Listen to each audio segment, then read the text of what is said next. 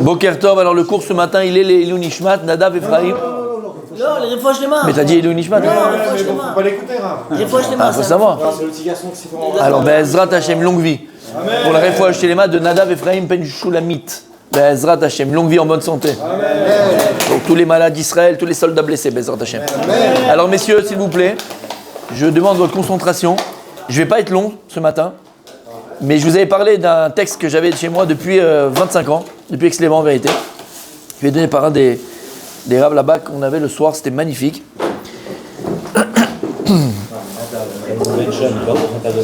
Écoutez bien. Amen. Écoutez bien.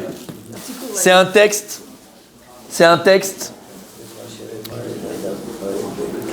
que je vais vous lire, qui a été écrit par George W. Wending, qui était un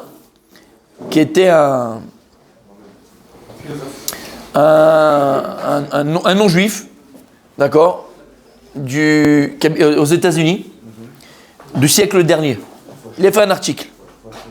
C'était un article qu'il avait fait dans le journal du siècle dernier. Je vous demande d'ouvrir vos oreilles et écoutez. Et il dit comme ça, d'accord ? Je n'ai pas dans les veines la moindre goutte de sang juif. Je ne suis lié à aucun juif par mariage et n'ai aucun parent juif. Je ne dois rien à aucun juif et aucun juif ne me doit rien. Et je ne compte parmi eux aucun ami proche. C'est donc en toute impartialité que je m'exprime. Et il dit dans son article, ce peuple est admirable. Admirable par sa patience, par l'amour qui règne entre ceux qui le composent, par son endurance, par sa sagacité et par ses mœurs équilibrées. Admirable aussi par son adhésion inconditionnelle aux idées mosaïques. Aux idées Mosaïques de Moïse. Voulez-vous de la noblesse par le sang ?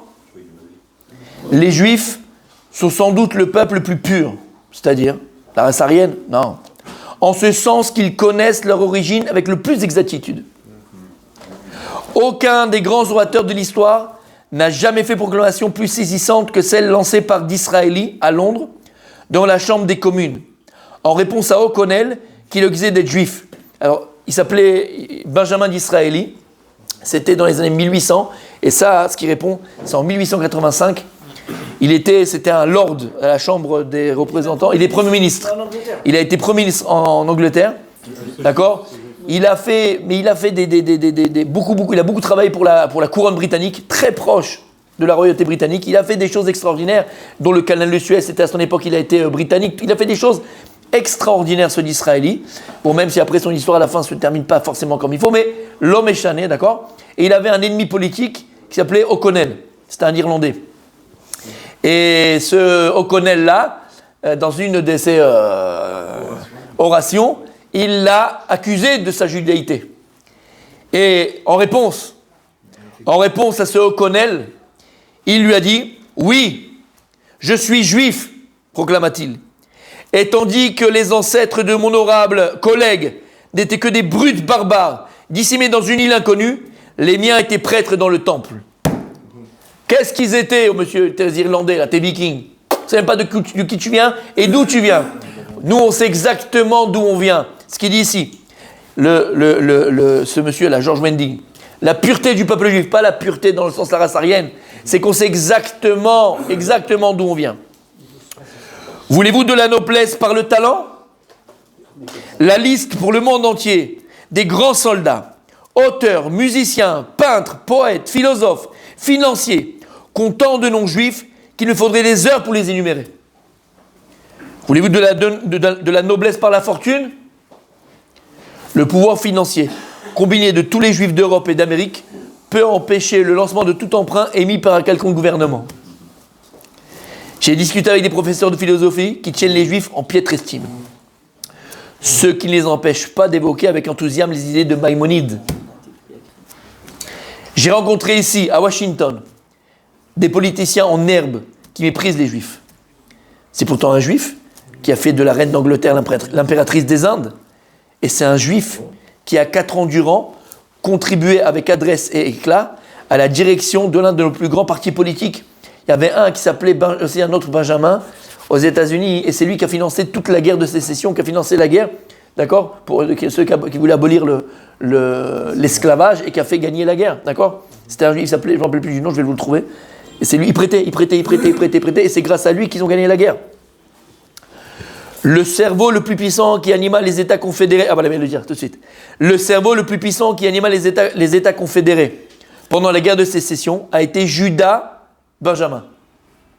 Judas P. Benjamin. Un juif. C'est grâce à lui qu'ils ont gagné la guerre. C'est lui qui donnait l'argent pour faire la guerre. Et lorsque Chez prit la direction de nos finances nationales, à une époque difficile, c'est au conseil avisé d'un juif new-yorkais qu'il vit sa réussite. Les plus grands philanthropes des temps modernes, le baron Hirsch et Montefiore, étaient des juifs. Il est un lieu commun de dire qu'on trouve peu de mendiants juifs. Et c'est un fait statistiquement bien établi que l'on compte moins de juifs proportionnellement à leur nombre que de gens venant d'autres origines dans la population des hôpitaux, des prisons et des hospices. Il n'y a pas de vie familiale plus harmonieuse que celle qu'connaissent les foyers juifs.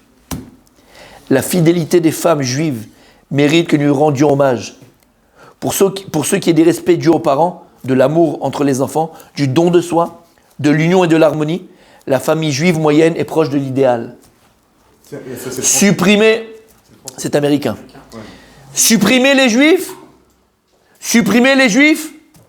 Tu veux supprimer les juifs de la carte de la terre? Hitler, qu'est-ce que tu veux faire? Le Hamas, tu veux supprimer les juifs? Tous les tsars qu'a égrené l'histoire, tous les peuples du monde s'y sont essayés, mais ils s'y sont brisés. Ils ont survécu aux Tudors, aux Plantagenets, aux Romanov, à la tyrannie de l'Espagne, des rois de France, à Charlemagne, à Constantin, au César, au roi de Babylonie, au pharaon d'Égypte. Et il termine, regardez cet article. Peuple privilégié de Dieu depuis 4000 ans. Il s'est vu imprimer, avec les horribles persécutions auxquelles il a survécu depuis 2000 ans, le sceau d'une race dont les relations mystérieuses avec les plans de l'Éternel sont loin d'avoir été rompues. Et comme ça, il termine son article. George W. Wending, dans un article qui est paru aux États-Unis dans la moitié du siècle dernier. Voilà, messieurs. C'est un article voilà, messieurs. À l'ONU. Voilà, messieurs. Il est là, on va l'envoyer à l'ONU. Messieurs, si vous aviez un doute, et si on avait un doute, combien on entend malheureusement aujourd'hui dans tous les plateaux de télévision? Il y en a un, vous le connaissez, d'accord? Il n'est pas marrant, mais il s'appelle Ramadan, ok? Il n'est pas du tout marrant. Il disait, mais expliquez-moi comment un type qui vient de Russie peut prendre la place de quelqu'un qui est là depuis 4 ou 5 générations. Espèce de hmar, pour être gentil, parce qu'il comprend l'arabe. Espèce de hmar. Vous êtes là que de 4 ou 5 générations. Nous, ça fait 2000 ans, plus de 2000 ans qu'on est sur cette terre, mon habibi. Foata, de quoi tu parles? Le problème, c'est que c'est des gens qui se disent intelligents, avec beaucoup de grands philosophes, d'accord, tu vois, qui parlent bien, des grands orateurs, et intelligents, attention, Aval, excuse-moi, avec le plus grand respect que je leur dois, ce sont des ignares. Ce sont des ignares. Pourquoi ce sont des ignares? Parce que ce sont des gens qui mentent. Ce sont des menteurs. Tu veux être intelligent, mais tu es un menteur. Alors attends, je vais vous dire, là je ne suis pas entré pour entrer dans la polémique, pas du tout. D'accord? Parce que nous, juste pour vous dire une chose, il ne faut pas avoir peur. Il ne faut pas avoir peur. Quand tu as une histoire aussi grande que celle du peuple juif, comme il a dit au début de son article, quand tu sais d'où tu viens, pendant que eux, là, les musulmans, ils sont en 1400 et quelques. Les chrétiens, ils sont en 2000, on est en combien? 2024. On est en 5784. Ils ont du retard, ils sont en retard. Ils sont en retard. Pendant que leur père c'est en train de se prosterner à Bouddha et à des pierres et à des arbres, nous, on était au Beth Amikdash, en train d'apporter des sacrifices à Kadosh Baruch Hu. On était avec David Amelech, Shlomo Amelech, Avraham Avinu, Yitzhak, Yaakov, Yosef, Yehuda, Moshe Rabbeinu, Yoshua Binoun. Mahem Rotzim, bien sûr qu'ils connaissent. Bien sûr. Mata Rotzim, tu es venu après. C'est comme si maintenant il y a le fils est né qu'à la maison, le papa il lui a tout dit, et t'as le gosse qui vient né 25 ans après qui dit non, papa il a pas dit ça. T'étais pas là, chérie. Qu'est-ce que avec tout le plaisir que je te dois, écoute les anciens, calme-toi, reste à ta place, fais pas le malin. Donc en fait, c'est ça, mes amis. Voilà, la force du peuple juif. Faut pas oublier d'où on vient. Et à Kadosh Baruch Hu, malheureusement, c'est passé par là. Malheureusement, je dis bien. Mais en Eretz Israël, en tout cas en terre d'Israël, ici en Israël, on se perdait un petit peu. Il y avait une partie de la population qui se perdait. Hein, on va être comme les nations, on va ressembler aux autres. On ne peut pas ressembler. De toute façon, si tu veux ressembler aux autres, ils vont te le... Non, mais ils vont te le rappeler. Ils vont te le rappeler qu'ils ne veulent pas que tu leur ressembles. On a une histoire tellement belle. On a un message tellement beau. Alors, tous ceux qui sont sur les plateaux de télévision, oui, mais c'est... Un, il a fait taire un autre. Un, il a dit oui, mais il a parlé quand il était à la télé, il a dit, il a Judée. Il a fait taire. Arrêtez de parler de Judée, c'est la Palestine. Et l'autre, il s'est tué. Mais pourquoi tu t'es tué? Réenchéris encore une fois. Quelle Palestine de quoi? Ça s'appelle la Judée. Le type qui est en face de lui, c'est un chrétien, c'est un catholique. Il vient d'où ton acrobate? C'était qui? D'où il vient? D'où c'était? D'où il vient? De Judée. Donc il faut affirmer, et comme je ne terminerai jamais assez, comme disait le Rabbi de Lubavitch, il faut affirmer la vérité. Elle n'est pas entendue, elle sera entendue. Il faut affirmer la vérité. C'est pas parce qu'en face de toi, tu as des gens qui sont des menteurs. Ce sont des menteurs. Et ce pas des menteurs intellectuels forcément. Ils se permettent de mentir, mais ils connaissent la vérité. Tout le monde connaît la vérité. Tout le monde sait que la terre d'Israël appartient au peuple juif. Dis-moi, ils se sont réveillés un matin. D'ailleurs, quand on parle de ceux d'Israéli, d'accord, de ces Israéliens, déjà à son époque, et on a des lettres, on a rentré sur Wikipédia, hein, tout ce que je vous dis c'est Wikipédia. Déjà à son époque, en 1846-1866, c'était déjà, voilà, il parlait d'établir la couronne britannique avait un plan en 1866, avant le projet de Bâle, le congrès de Bâle, tout ce que tu veux, d'accord, de faire immigrer les Juifs en Palestine, donner la Palestine de l'époque qu'on appelle la Palestine, rendre la Palestine au peuple juif, d'accord, et d'ici la fin du siècle, 19e siècle, ok, qui est 1 million de Juifs en Palestine, ouais, avant Balfour. Rentre sur Wikipédia, ils te diront, et c'était ce d'Israéli qui était très proche, il était Premier ministre. Donc il est très proche de la couronne, ça, et ils avaient un plan pour faire ça, quoi. Bon, ça s'est pas fait finalement, mais en tout cas, avant Balfour, avant toutes ces choses-là, ok. Donc encore une fois, sachons être forts, sachons répondre et dire la vérité tout simplement, la vérité. Pas besoin ils veulent un État palestinien, un État machin, État de quoi? Il n'y a pas de... Alors c'est vrai que c'est quand tu dis ça, ça choque, ils sont choqués. Il n'y a pas de peuple palestinien, il n'existe pas, le peuple palestinien n'existe pas. Fais-moi un musée du peuple palestinien, ça sera des murs qui sont blancs. Il y a une population arabe. On ne veut pas dire qu'il n'existe pas, on ne dit pas qu'ils n'existent pas, il y a une population arabe, d'accord? Mais cette population arabe qui vit en Israël, c'est la population arabe la plus heureuse de tout le Moyen-Orient, d'accord? À part les Qataris, mais qui sont... Parce que les populations arabes qui vivent en Émirats arabes, en Arabie Saoudite ou en Qatar, ils sont opprimés là-bas. Je ne parle pas de ceux qui tiennent le pays. Ils sont opprimés là-bas. Va voir comment ils vivent à 45 dans des taudis. La population arabe la plus heureuse du Moyen-Orient, c'est en Israël. Ils ont les mêmes droits que les... On vit ici, non? Ils ont plus de droits. Messieurs, ils ont les mêmes droits que nous. Je te parle d'apartheid, d'accord? Est-ce qu'existe l'apartheid entre deux pays? C'est-à-dire que si maintenant l'Amérique, elle ferme la frontière avec le Canada, est-ce qu'il y a l'apartheid? Non. Non. Pour des raisons sécuritaires, économiques, je ne sais pas, sanitaires, d'accord? Donc c'est pas un apartheid. Ok, s'il y a des Canadiens aux États-Unis, ils leur font rien. Mais c'est pareil, on dit qu'Israël c'est un état d'apartheid. C'est pas un état d'apartheid. C'est un état sécuritaire avec une population qui n'est pas israélienne et on se protège. Maintenant, les Arabes qui vivent en Israël, est-ce qu'il y a un bus pour des Juifs ou un bus pour des Arabes? Il n'y a pas. Les rues en Israël, elles sont écrites comment? En hébreu, en anglais, en arabe et en anglais. Tu as été, toi, au Maroc? Tu as été en Tunisie? Tu as été à Dubaï? C'est écrit en hébreu, les rues? Non. En Israël, les rues sont écrites en hébreu. Dans les papiers officiels, en arabe. Dans les papiers officiels de l'État d'Israël, tu reçois un papier de l'État d'Israël. Tu reçois une contredanse, c'est écrit en hébreu. Et en arabe, c'est de l'apartheid. Tu as des toilettes pour juifs et des toilettes pour arabes en Israël. Tu as un banc pour les juifs et un banc. Comment c'était l'apartheid en Afrique du Sud? Comment c'était l'apartheid en Afrique du Sud? Il y avait les bus pour les blancs. C'était en Afrique du Sud, les blancs et les noirs. Tu avais un banc pour les blancs et un banc pour les noirs. Un parc pour les blancs, un parc pour les noirs. Une école pour les blancs, une école pour les noirs. Tu avais toutes ces choses-là. Ça existe en Israël. Il y avait une vidéo aussi qu'ils ont envoyée. Tu voyais dans le bus de militaires israéliens qui allaient, je ne sais pas où ils allaient, d'accord? Et tu avais un soldat israélien musulman. Là, ils ne le savent même pas, ces bœufs, parce qu'on leur ment. Tu as combien de soldats israéliens musulmans? Je ne parle même pas que des druzes. Je parle musulmans, arabes, pas druzes. D'accord? Ils faisaient la prière. Ils étaient là-bas, ils faisaient la prière dans le bus, par terre. C'est des choses qu'on voit courantes, mais les gens, ils ne sont jamais venus en Israël, ils ne connaissent pas. Ils voient la télévision et ils gobent tout ce qu'on leur dit. Viens en Israël, viens voir comment ça se passe. On habite à Ranana. Ils sont contents de gober. Viens voir, bien sûr, ils sont contents de gober. Bien sûr, ils sont contents de gober. Il y en a aussi, c'est des ignares, mon ami. Va ici à Ranana, tu vas dans les supermarchés. Qui c'est le Menaël du supermarché? C'est un arabe. C'est un arabe israélien. C'est un arabe israélien. La moitié des médecins dans les hôpitaux israéliens, c'est qui? C'est des arabes.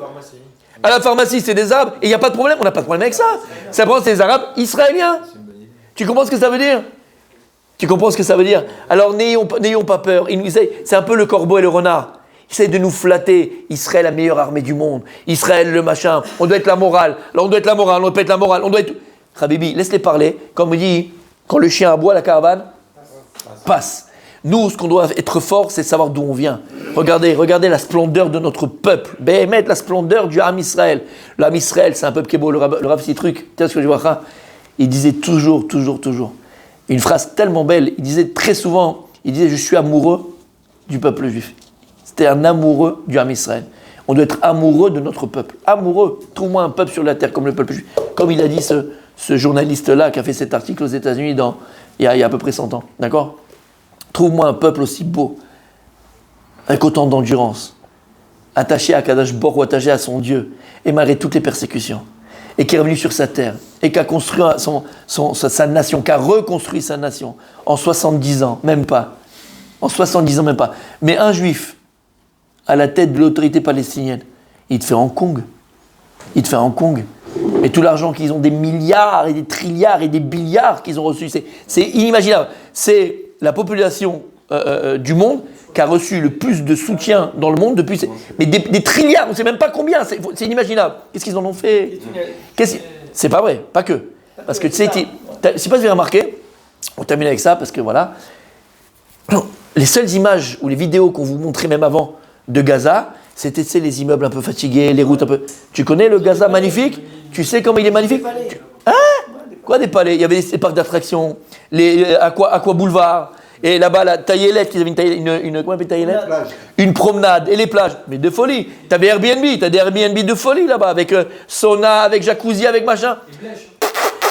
Tu comprends ce que ça veut dire? Des milliards. Alors oui, ils ont utilisé ça pour la population, pour faire une économie, mais avec Israël en plus à côté. Une économie, ça peut être la Suisse du Moyen-Orient. Qu'est-ce qu'ils en ont fait? Ils ont la culture de la mort, la culture du mal, la culture du rocher, de l'obscurité. C'est tout ce qui les intéresse. Péré Adam, lorsqu'il a reçu la bracha, entre guillemets, il a dit c'est Péré Adam. Avant d'être Adam, c'est un sauvage. Ce sont des sauvages. Le Hamas et tout cela là-bas, ce sont des sauvages. Ils ne sont pas humains. Ils ne sont pas humains. Et à partir du moment où on va avoir pitié d'eux, c'est notre faute. Il ne faut pas avoir pitié d'eux. Je répète, il ne faut pas avoir pitié de nos ennemis. Il ne faut pas oublier ce qu'ils ont fait. Il faut l'avoir dans la tête. On ne peut pas oublier ce qu'ils ont fait. On ne peut pas. Alors oui, ils vont te dire, oui, mais tu sais, il y a le pardon, machin, ça c'est chrétien. Il n'y a pas ça dans la Torah. Il n'y a pas de pardon avec Amalek. Il y a un peuple qui s'appelle Amalek, d'avoir violé nos femmes, égorgé nos enfants, mutilé. D'accord? Il y a une grande problème halachique aujourd'hui. Vous savez tous, il y a combien de femmes qui ont été violées, marchées même israéliennes, juives, et qui sont tombées enceintes de ces démons-là. On ne sait pas quoi faire. Est-ce qu'ils ont le droit d'avorter, pas d'avorter? Je ne rentre pas dans le truc halachique. Je ne rentre pas dedans, d'accord? Mais il faut savoir, regarde-moi l'horreur dans laquelle on est arrivé. Quelle horreur c'était. On ne doit pas oublier. La Torah te dit. Tu ne dois pas oublier ce qui t'a fait Amalek. Là, on ne parle pas de guerre qu'on a fait ou de guerre conventionnelle. Il y a des guerres conventionnelles pour un territoire. Ce n'est pas ce qui s'est passé. On avait en face Amalek qui voulait rentrer en Israël et détruire le peuple juif. Donc on ne doit pas baisser la garde. Et même si l'Amérique, et même si l'un, et si l'autre, et machin, ils sont là à nous dire oui, mais vous savez, c'est pas proportionné, c'est pas machin. Il n'y a pas de proportion dans ça. Si je suis plus fort, j'écrase mon ennemi. Il a voulu me tuer, je le tue avant qu'il me tue. C'est un klal dans la Torah. Je l'anéantis. Il veut me tuer, j'anéantis mon ennemi en face. Et il ne faut pas avoir peur. Encore une fois, faut pas avoir peur.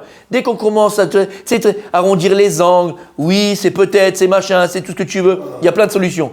On a des Arabes qui vivent en Israël, c'est des Arabes israéliens, sont des citoyens israéliens avec les mêmes droits, ils n'ont pas voulu, ils se sont mangés l'histoire depuis 110 ans, ils font toujours les mauvais choix, et bien il y a d'autres pays autour de vous. Tu as l'Égypte, tu as la Jordanie, tu as le Liban, va où tu veux, va au Canada, va où tu veux, laissez-nous tranquilles. Comme j'ai dit la fois dernière, laissez-nous tranquilles.